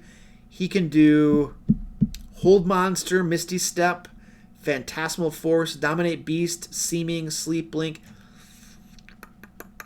Yeah, Dimension Door, Vicious Mockery. That's not that bad. It's not that bad. That's a possibility. I think I like customizing the mage, though. Let's customize the mage a little bit more. Give the apprentice Eldritch Blast. Yeah, nice. What would the spells be? So check this out. We have for spells for the mage, Counterspell is fine. Fly is okay. Suggestion is cool. I think all those are good. I think, actually, instead of Fireball, we just want one alternate spell. What's a third level spell we could give him that's not Fireball? What do you guys think? Third level spell that's not Fireball. Okay, so the theme needs a demonic warlock. Yeah, I mean, we kind of pitched him as a necromancer, but a demonic warlock could work too. Do we have a stat block for that? Warlock of the Fiend, but that's really high level. That's not going to work. Lightning Bolt's too much damage. You're going to kill 2 players off the bat. You're probably going to be able to line up at least 2 of them, and they're going to be dead from a Lightning Bolt. I want them to be challenged, not dead. What was I looking at? I was going to get my player handbook. Player handbook, and we're going to see, we need a third level spell.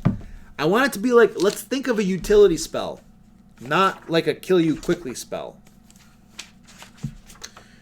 Give me some ideas. I mean, I'm going to look through here, but I want some ideas from you guys as well. We got Fear. Fear's not bad. Fear is actually a pretty good spell. Slow. That sucks. What about Fear? Why not use Fear? Because fear just kind of screws with them, you know? That can make them run away, too. Oh, what's the DC? The DC shouldn't be 14. We're going to need to change the spell save DC as well. Hypnotic Pattern's a possibility. That could be nasty. I think I like Fear, dude. I think I like Fear. We're going to go with Fear. Because that doesn't kill them. It makes things interesting, potentially. Instead of Fireball, he has Fear prepared. And we will say, instead of... So we're going to say his spell save DC. There we go. There we go. Da, da, da, da, da, da. His spell save DC, he has a spell save DC. He has spell save DC 14 and +6 to hit with spell attacks. We're going to change that. That's too high. We're going to make that maybe a 12 and a 4. There. We're going to lower him down just a little bit, I think. That should make it a little more reasonable. Otherwise, we still have like a lot harder to save against his spells. What do you guys think of those numbers? Does that seem reasonable? We're talking about a level 3 party, and we're going to have some melee types as well here. Who are the melee types going to be? Would it just be a couple cultists, or would you have something different? Because the cultists animate dead, animate dead. You guys are like, animate dead. Well, what if he has a couple?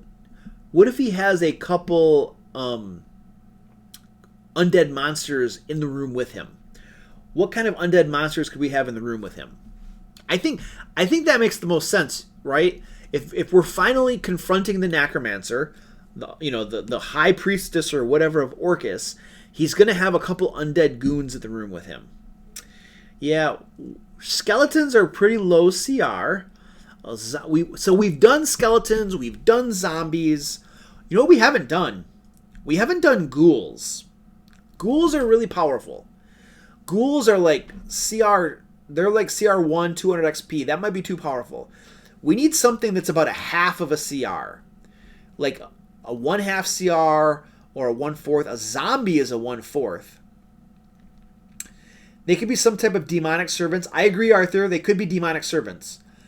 So we've already used like mains and maw demons and that other thingy. So what could we have? I'm fine with undead or demon servants. I think either of those would work just fine. We just got to decide which one. We need an appropriate CR. A CR 1/2. CR 1/2 is what we're going for. While you guys are brainstorming, I'm going to like browse through our books here and see what we find. So for demons, a Balor, a Quasit. What's a Quasit? That's a Quasit's still pretty powerful. A Goristu. There's not a whole lot there. We just got more mains. Dretches. Ooh, Dretches. Dretches are 1/4. A Dretch is a 1/4. That's a possibility. You know what I like about the Dretch, though? One of the things I like about the Dretch is that when you kill it, it explodes. No, that's a main. A main, I think, is when you kill it, explodes into a cloud. But a Dretch can create a fetid cloud. So it still has like a little thing. There could be a couple Dretches. A big amount of zombies. The longer it takes to cut them down, the more time the Necromancer has to cast spells. Yeah, it could be zombies. We could just go with zombies. I don't think there's anything wrong with that. A bunch of zombies with a Necromancer, that makes sense. Hold on a second. What was I thinking? Oh, I want to look at the spells the Necromancer has. So if we gave him, I have to go back and find him again.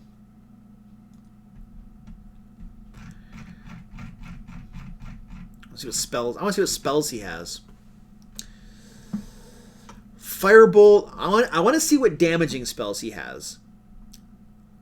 So really, all he's going to have is now that we've kind of taken away his big beefy spells, he's going to have Firebolt, Magic Missile. That's it. Those are the two spells he's going to have that actually cause damage. All of his other spells are going to be like kind of controlling spells, basically, or utility spells. So I think that would be fine. Have a bunch of zombies they have to fight. And the Necromancer is basically just like annoying them with his spells. He's not really doing tons of damage to them, but he's just kind of like, annoying them with his spells. So let's do, I like zombies. Make the zombies all 7 feet. Oh, Frankenstein Ma. Yeah, I like that idea, Cameron. Let's do that. All right, let's put a bunch of zombies in here. Zombies are, what level was the zombie? The zombie is a 50 XP. So let's go on here. How many zombies? What if there were 4 zombies? That's easy. 6 zombies? That's medium. 8 zombies. Well, we have the Necromancer too. Except the Necromancer's not... Now that we've kind of nerfed all of his spells, I don't feel that he's contributing a whole ton to the challenge, except for that fear. If he can get a couple of the PCs to run away because of fear, then the ones that remain are going to get mobbed by the zombies. So 8's probably too many. 6 might be okay. Now we're not using ogre zombies. Ogre zombies are CR2s. Those things are nasty. So we're not going to throw those in the room. I think about 6 normal zombies would be fine. Let's do 6 normal zombies. Dun dun dun dun dun dun. Okay, we gotta do occupants.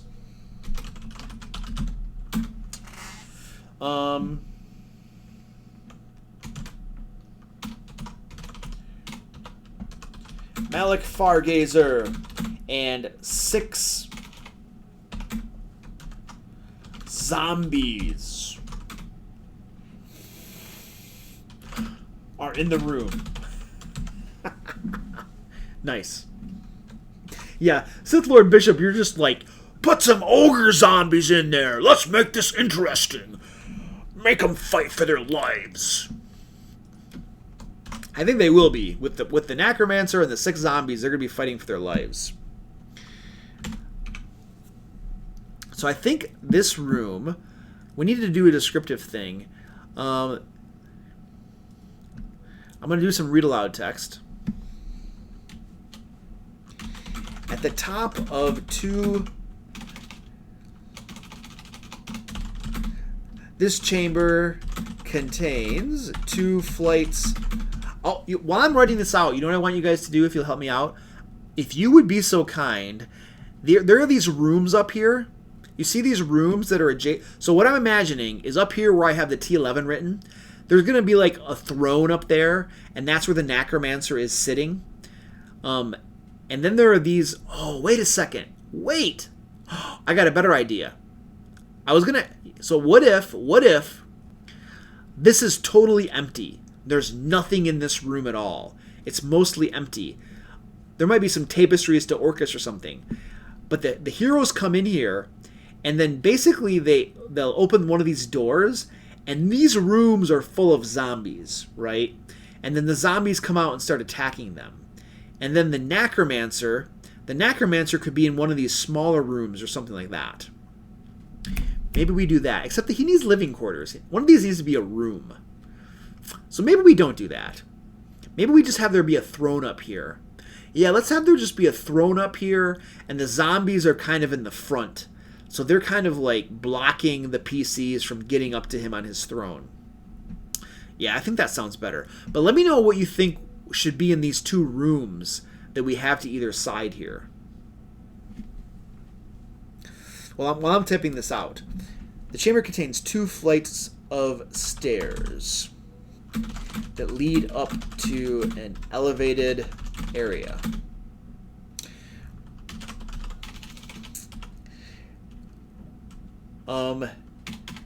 At the top of the first flight of stairs stand 6 zombies. 6 7-foot tall zombies. At the top of the second flight of stairs is a throne. Oh yeah, is a throne made of human skulls. On the throne sits a man in dark robes. There we go. Malik Fargazer sits upon the throne, and his 6 zombie bodyguards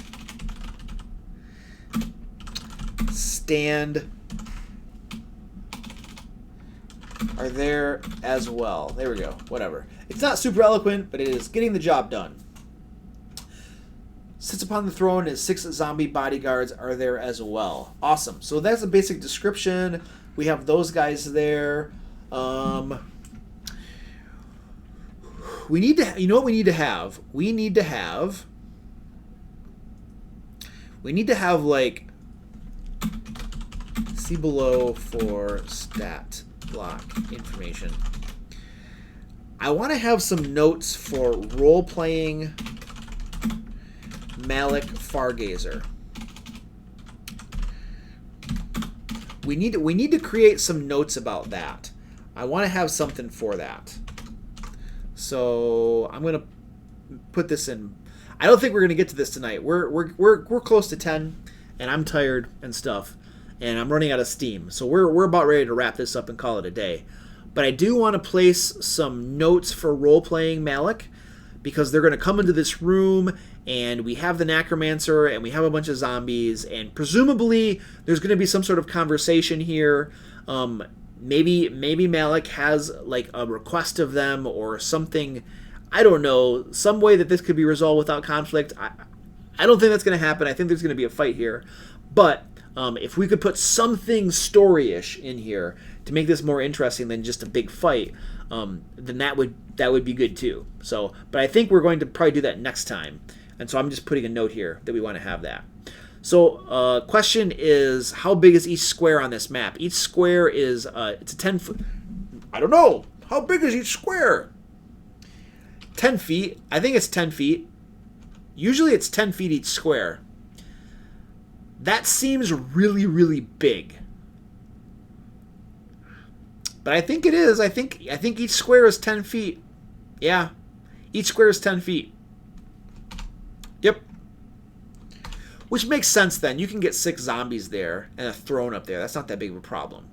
If it were 5 feet, then I think that everything wouldn't fit, like, you know, as well as we're envisioning. So, yeah.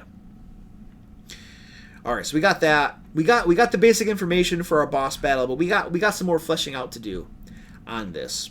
So we need to flesh this out more for sure. We don't have a whole lot in here. And we got to put some loot in here, so we're definitely not done with this room yet.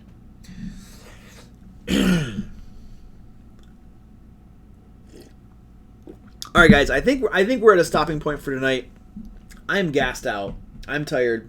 You guys can probably tell that I'm like losing my steam and stuff like that. So we are gonna call it. We're gonna have to pick this up next time, which is gonna be 2 weeks from now, on a Friday probably, and we will definitely be able to finish it. I think next time, because we have to finish this room up, and then we have one other room, and then we're done with this thing. And so that's good, because I will be happy to see this thing finished, and then we can put this out here and people can use it and crap like that. So that'll be fun. There we go, guys. I'm done. I'm out of here. I'm taking off. So thanks for joining me. Thanks for hanging out and all that good stuff. I hope you guys had a little bit of fun tonight, creating this adventure with me. So I'm super tired. So I'm outie. Let me get my thingy up. I'm cutting out of here. Oh yeah, that's important. There we go. Subscribe, like, share with your friends, play more games, and all that good kind of stuff. So I'll see you guys next time. I have a really cool video coming out on Tuesday. You'll want to check that out. I'm interviewing a wizard. Next Tuesday, interviewing a wizard. You might find that interesting. So until next time, let's play D&D. Stop streaming.